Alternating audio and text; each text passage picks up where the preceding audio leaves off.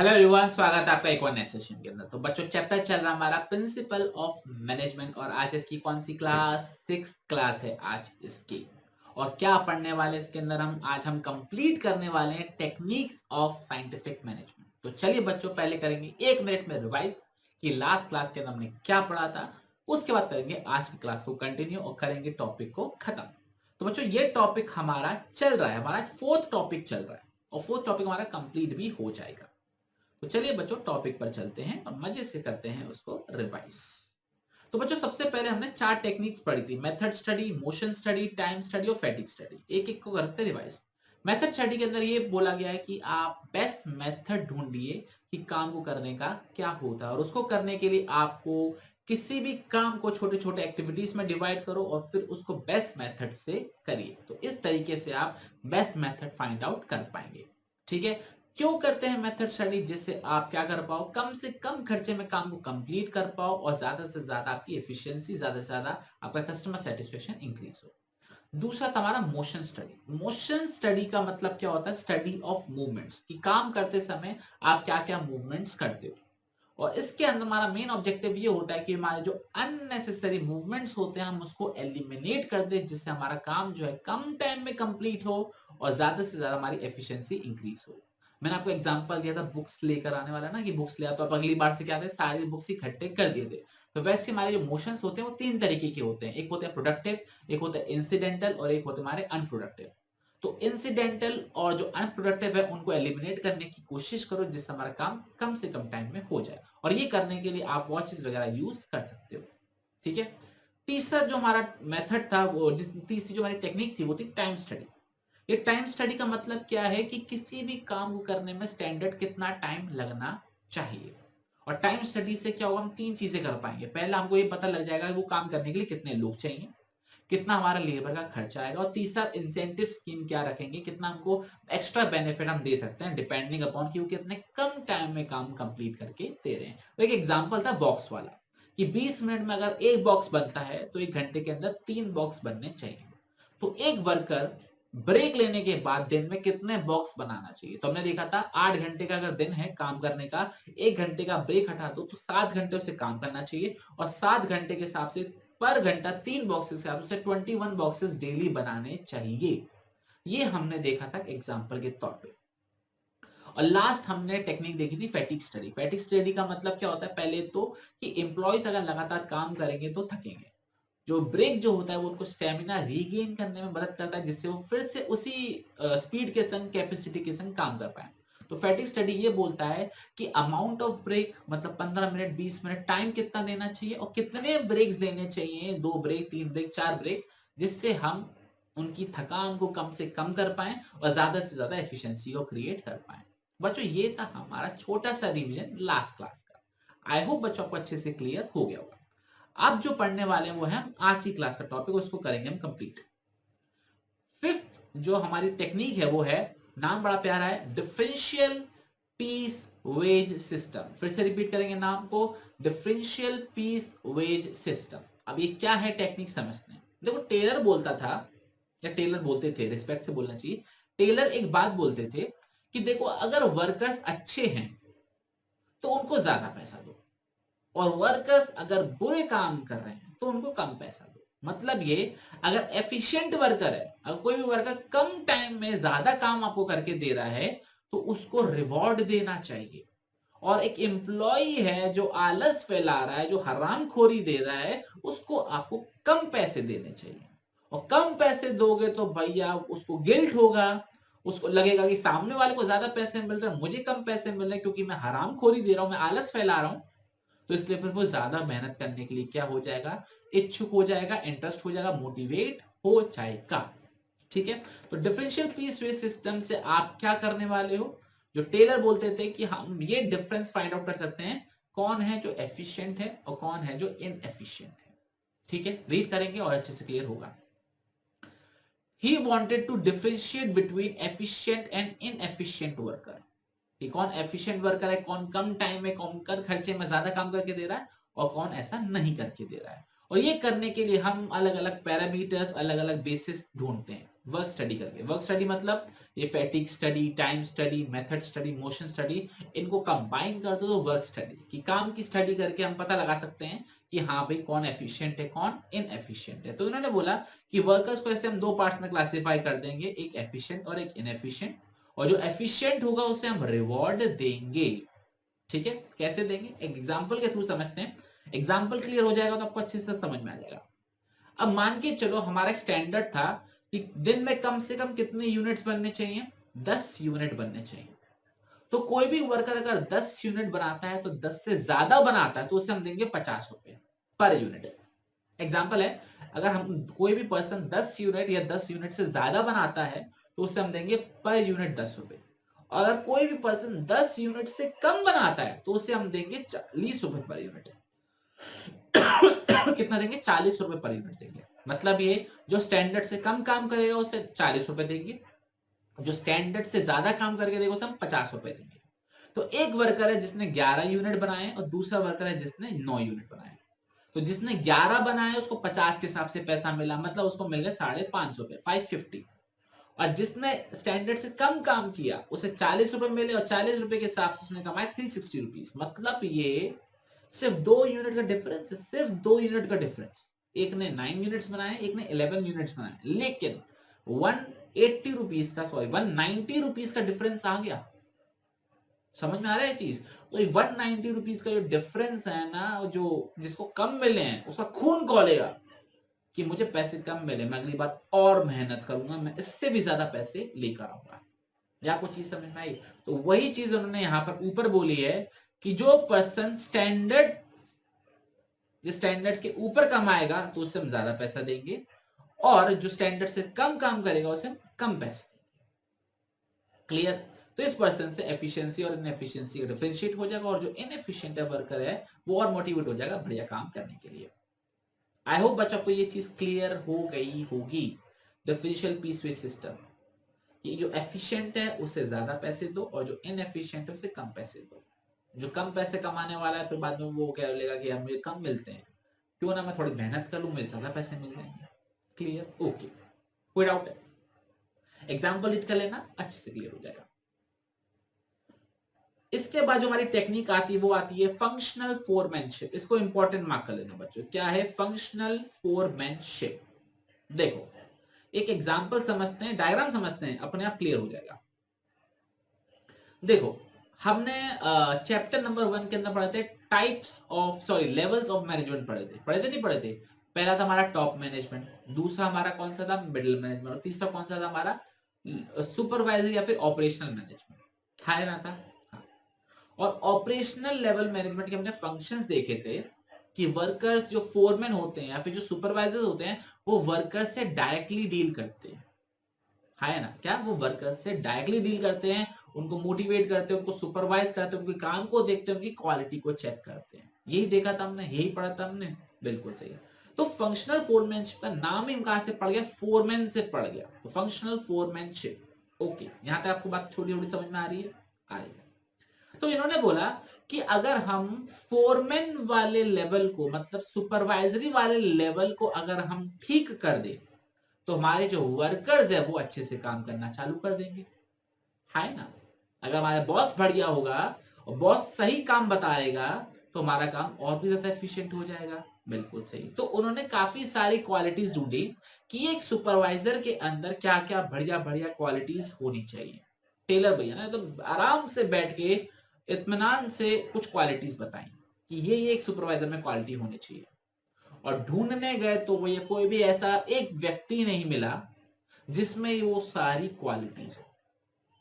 तो फिर टेलर चकरा गया, अब ये क्या किया जाए? तो टेलर ने बोला नहीं मिलता कोई बात नहीं, जिस पर्सन में जो क्वालिटी हो आप उसी को पिक कर लो और ऑर्गेनाइजेशन में नौकरी दे दो।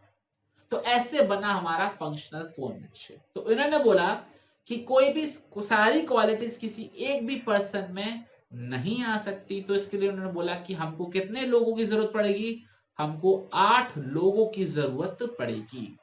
तो फैक्ट्री मैनेजर के अंदर उन्होंने बोला मिडिल लेवल पर हम 2 डिपार्टमेंट बनाएंगे, सॉरी लोअर लेवल पे सुपरवाइजरी लेवल पर हम 2 डिपार्टमेंट बनाएंगे। पहला डिपार्टमेंट होगा हमारा प्लानिंग डिपार्टमेंट, दूसरा डिपार्टमेंट होगा हमारा प्रोडक्शन डिपार्टमेंट। ठीक है। प्लानिंग डिपार्टमेंट का हेड होगा प्लानिंग इंचार्ज और प्रोडक्शन डिपार्टमेंट का हेड होगा प्रोडक्शन इंचार्ज। प्लानिंग डिपार्टमेंट के अंदर हमारे 4 लोग होंगे।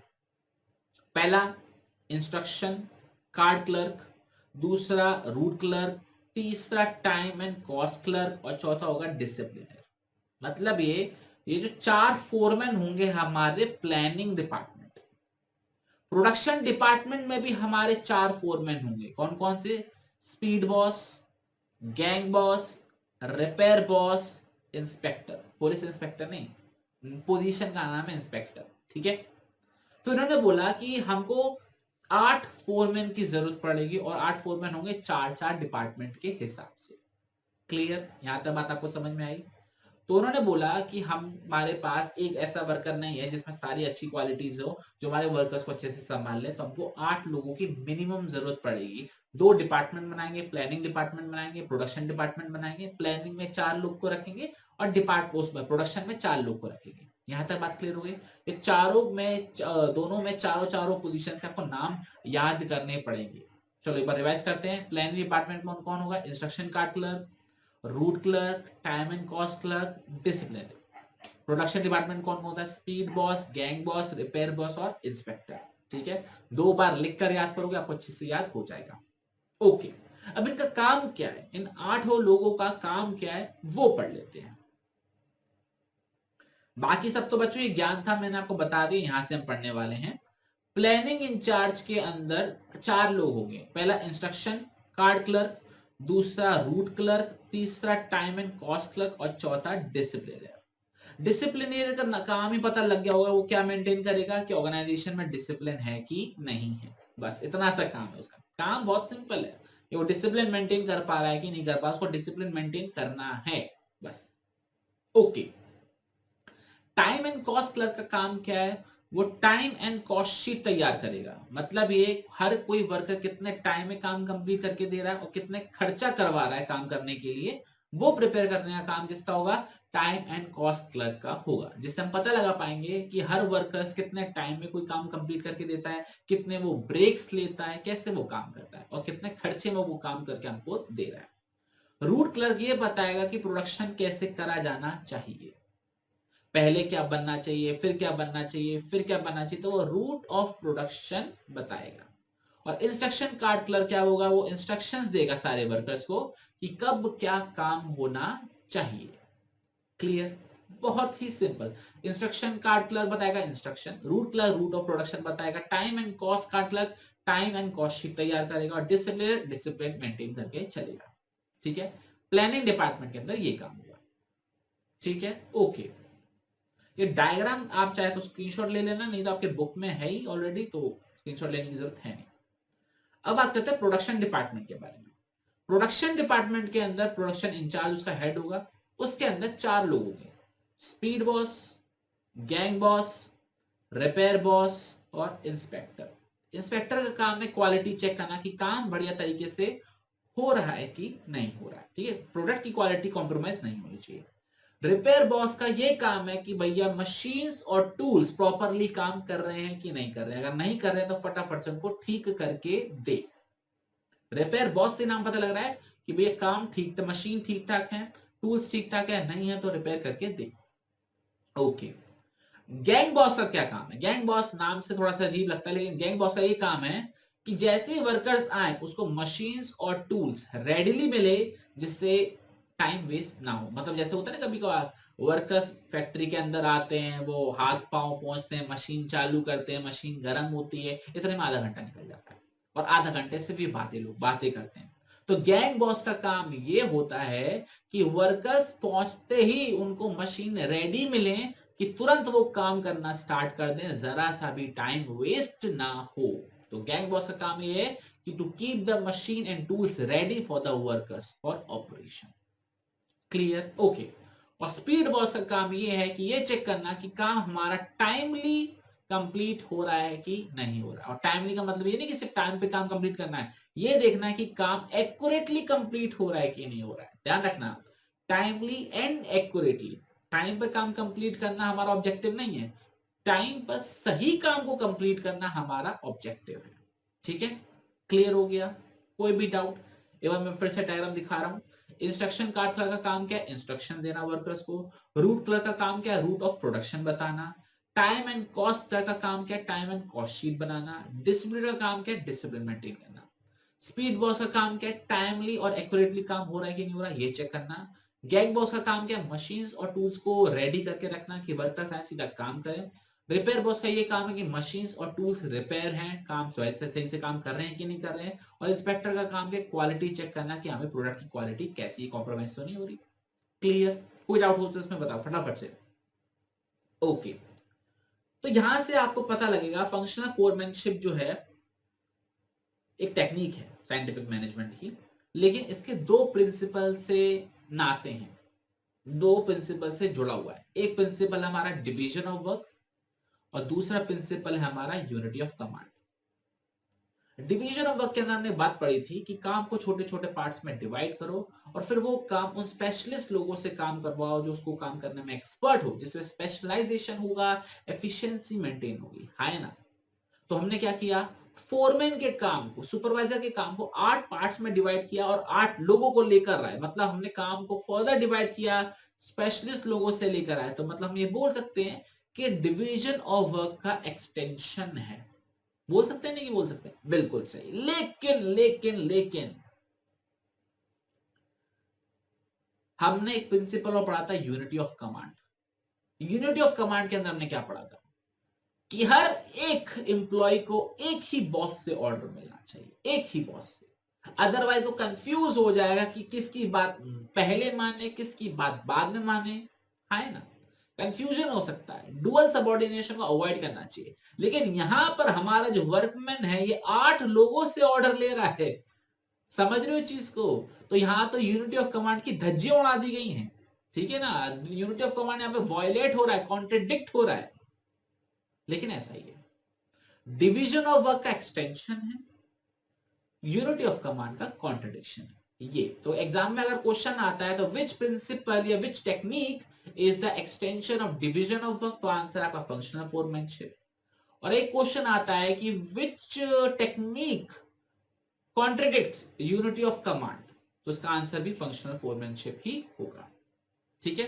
तो वही बात इन्होंने यहां पर लिखी हुई, वो एक बार आप रीड कर लेना कि each worker will have to take from 8 foreman, और ये कॉन्ट्रडिक्ट कर रहा है किस चीज को? यूनिटी ऑफ कमांड को, ठीक है। तो बस ये सारी बातें हम पढ़ चुके हैं कि एक फोरमैन के अंदर इंटेलिजेंस होनी चाहिए, एजुकेशन होनी चाहिए, ग्रिट होनी चाहिए, अच्छी जजमेंट होनी चाहिए, अच्छी नॉलेज होनी चाहिए, एनर्जी होनी चाहिए, हॉनेस्टी होनी चाहिए, हेल्थ अच्छी होनी चाहिए। ये सारे काम एक पर्सन में फाइंड आउट नहीं किए जा सकते, तो टेलर ने बोला 8 लोगों को लेकर आ जाओ, ठीक है। क्लियर? ओके। ये एग्जाम्पल इंपॉर्टेंट है बच्चों, एग्जाम्पल इंपॉर्टेंट है, 1 मार्क में आ सकता है एमसीक्यू में, और आया भी है, सैंपल पेपर में आया था। इन्होंने ना ये एक लाइन दे दी थी और ये जो मैंने अंडरलाइन करा है ना, इसको फिलअप बना दिया था। क्या फिलअप था? जिनको टेक्निकल काम करना आता है, जिनके पास दिमाग वाला काम है, इंटेलिजेंस का काम है, उनको प्लानिंग का काम देना चाहिए, ठीक है। और जिनके पास एनर्जी है, जिनके पास अच्छी हेल्थ है, उनको एग्जीक्यूशन मतलब प्रोडक्शन का काम देना चाहिए। था ना हमारे 2 डिपार्टमेंट, प्लानिंग और हमारा ये प्रोडक्शन। तो इन्होंने बोला जिनके पास दिमाग अच्छा है उनको प्लानिंग का काम दो, और जिनके पास हेल्थ अच्छी है, एनर्जी ज्यादा, उनको प्रोडक्शन का काम दो, एग्जीक्यूशन का काम दो। क्लियर? बस। तो ये लाइन एक बार अच्छे से पढ़ लेना, क्योंकि एग्जाम में पूछी जा सकती है, क्योंकि सैंपल में पूछी गई है, तो एग्जाम में आने के चांस इसके हैं, 1-2% तो हैं। ओके, अब बात करते हैं बच्चों आज की लास्ट टेक्निक के बारे में, और फिर करेंगे आज की क्लास को हम समाप्त। लास्ट टेक्निक जो है वो है क्या है? Standardization and simplification of work. क्या है? मैं फिर से रिपीट करूंगा, standardization and simplification of work. यहां पर एक बात नहीं है, यहां पर 2 बातें हो रही है। पहली बात है स्टैंडर्डाइजेशन और दूसरी बात है सिंप्लीफिकेशन। दोनों को डिटेल में हम डिस्कस करते हैं। देखो, स्टैंडर्डाइजेशन का जो लिंक है ना, वो science not rule of thumb से। हमने science not rule of thumb में एक बात पढ़ी थी, अगर आपको याद आ रहा हो तो, किसी भी काम को करने का एक बेस्ट मेथड होता है जिससे हम मैक्सिमम एफिशिएंसी अचीव कर सकते हैं, और वो बेस्ट मेथड फाइंड आउट करने के लिए हमको थॉरोली एनालिसिस करना चाहिए, और हमको रूल ऑफ थंब को फॉलो नहीं करना चाहिए। मतलब सजेशन, एडवाइस या एक्सपीरियंस के बेसिस पे काम नहीं करना चाहिए, हमको साइंटिफिक एनालिसिस के बेसिस पे काम करना चाहिए। तो उन्होंने साइंटिफिक बेसिस पे काम करने को उन्होंने बोल दिया कि ऑर्गेनाइजेशन में हम स्टैंडर्ड ही बना देंगे। समझ में आ रहा है कि इसी स्टैंडर्ड पर काम होगा, तो इसी को वो एक्सटेंड कर रहे हैं। तो क्या लिखा हुआ है, according to him scientific method should be used to analyze method of production prevalent under rule of thumb। जो पहले रूल ऑफ थंब में काम होता था, एडवाइस या सजेशन के बेसिस पे काम होता था, उसके अगेंस्ट में हमको साइंटिफिक मेथड यूज करने चाहिए, और साइंटिफिक मेथड को फर्दर यूज कर करके हमको स्टैंडर्ड बना देना चाहिए जो पूरी ऑर्गेनाइजेशन में उसको फॉलो किया जाएगा, कि आप इसी हिसाब से काम होगा। और ये काम करने के लिए हम क्या करते हैं, time study, motion study, fatigue study, method study, ये सब अप्लाई करते हैं। टाइम स्टडी में हम ये पता लगा देते हैं कितना टाइम लगना चाहिए। मोशन स्टडी के अंदर हम अननेसेसरी मूवमेंट्स को एलिमिनेट करके टाइम बचा लेते हैं। फैटिग स्टडी के अंदर हम ब्रेक्स के हिसाब से देख लेते हैं किसको कितना ब्रेक देना चाहिए, कितना नहीं देना चाहिए। और मेथड स्टडी के अंदर वन बेस्ट मेथड हमने चूज कर लिया। तो ये सब करने से हम एक स्टैंडर्ड बना लेंगे कि हाँ भाई हर 2 घंटे बाद 5 मिनट का ब्रेक लिया जाएगा। ये एलिमिनेशन करना, आप लोग अब वहां से काम नहीं करोगे, आप लोग यहाँ से काम करोगे। रॉ मटेरियल को स्टोर रूम में ना रख के आप वो मशीन के पास ही रख लो कि टाइम बचेगा आने ले जाने में। तो ये सब क्या किया जा रहा है, प्रोसेस से आप बेस्ट मेथड निकाल रहे हो कि काम को कैसे किया जाता है। क्लियर। अब पढ़ते हैं सर स्टैंडर्डाइजेशन का मतलब क्या है। आपने तो पुराना डिवाइस करा दिया। तो स्टैंडर्डाइजेशन का सिंपल वर्ड्स में मीनिंग है कि आपको बिजनेस की हर एक एक्टिविटी के लिए, आई रिपीट, आपको बिजनेस की हर एक एक्टिविटी के लिए स्टैंडर्ड को सेट करना है कि इसी तरीके से अब ये काम होगा। समझ में आया, अब इसी तरीके से काम करना है। और वो स्टैंडर्डाइजेशन किस चीज का हो सकता है, प्रोसेस का हो सकता है, रॉ मटेरियल से रिलेटेड हो सकता है, कहाँ खरीदना है, कहाँ रखना है, कितने टाइम में काम कंप्लीट होना चाहिए, कितने टाइम में ऑर्डर आ जाना चाहिए, कितने टाइम में डिलीवरी हो जाना चाहिए। आजकल आने है 10 मिनट डिलीवरी। तो ये क्या है, स्टैंडर्डाइजेशन। ठीक है। प्रोडक्ट का कैसे बनाना है, प्रोडक्ट कहाँ रखना है, प्रोडक्ट की कैसे पैकेजिंग होनी है, कौन सी मशीन यूज होनी है, कैसे मशीन को यूज करना है, क्या मेथड होने चाहिए, किस कंडीशन में काम करना चाहिए। मतलब हर एक सिचुएशन का स्टैंडर्ड बना दो। और ये स्टैंडर्ड को ध्यान रखना, आपको प्रोडक्शन करते समय फॉलो करना है, आपको भी फॉलो करना है, और अब बाकी जो वर्कर्स हैं उनको भी फॉलो करना है। ओके। तो स्टैंडर्डाइजेशन करने के पीछे हमारे ऑब्जेक्टिव क्या है। पहला ये कि हम हर एक प्रोडक्ट के टाइप, साइजेस, कैरेक्टरिस्टिक्स को फिक्स कर सकें कि भैया अब यही प्रोडक्ट बनाएंगे, इसकी यही टाइप बनाएंगे। ठीक है। इसके अलावा हम इंटरचेंजेबली ऑफ मैन्युफैक्चरिंग पार्ट कर पाए, ये सेकंड पॉइंट इंपॉर्टेंट है।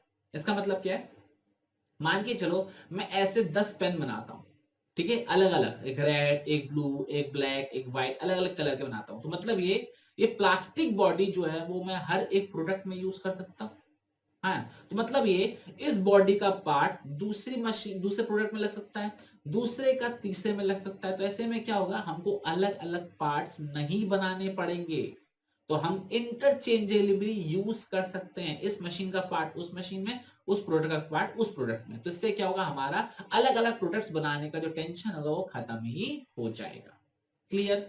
इन्होंने क्या लगाया कि हम क्वालिटी और एक्सीलेंस स्टैंडर्ड्स बना पाएंगे। इसके अलावा हम परफॉर्मेंस स्टैंडर्ड बना पाएंगे कि कितने टाइम में कंप्लीट होना चाहिए और कैसे काम कंप्लीट होना चाहिए। तो ये कुछ ऑब्जेक्टिव्स हैं, आप रीड करके रख लेना। और ध्यान रखना, ये आपके 4 मार्क के क्वेश्चन आ सकता है। सीरियसली 4 पॉइंट जो 4 मार्क का क्वेश्चन आ सकता है। ये एमसीक्यू भी आ सकता है कि आपको एक लाइन दे देंगे और फिर आपसे पूछेंगे कि बताइए कौन सी टेक्निक का फॉलो कर रहा है।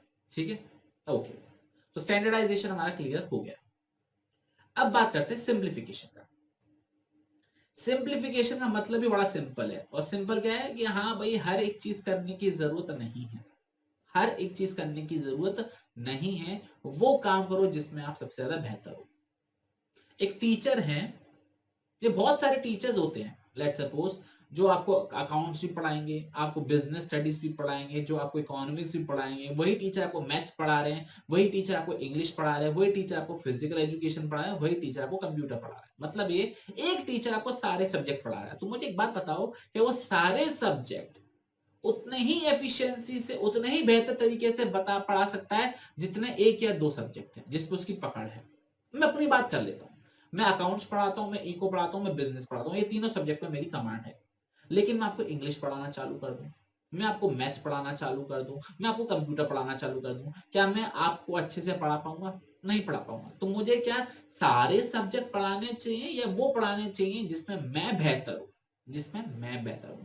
तो सिंप्लीफिकेशन का मतलब भी यही है क्या कि अननेसेसरी चीजों को आप एलिमिनेट कर दो, मतलब अननेसेसरी वैरायटी मत रखो, अननेसेसरी साइजेस मत रखो, अननेसेसरी डायमेंशन मत रखो। मतलब ये जबरदस्ती के काम मत करो, उतना ही काम करो जो बेहतर है। इसका एक सबसे बड़ा एग्जांपल बताता हूं, मैकडॉनल्ड।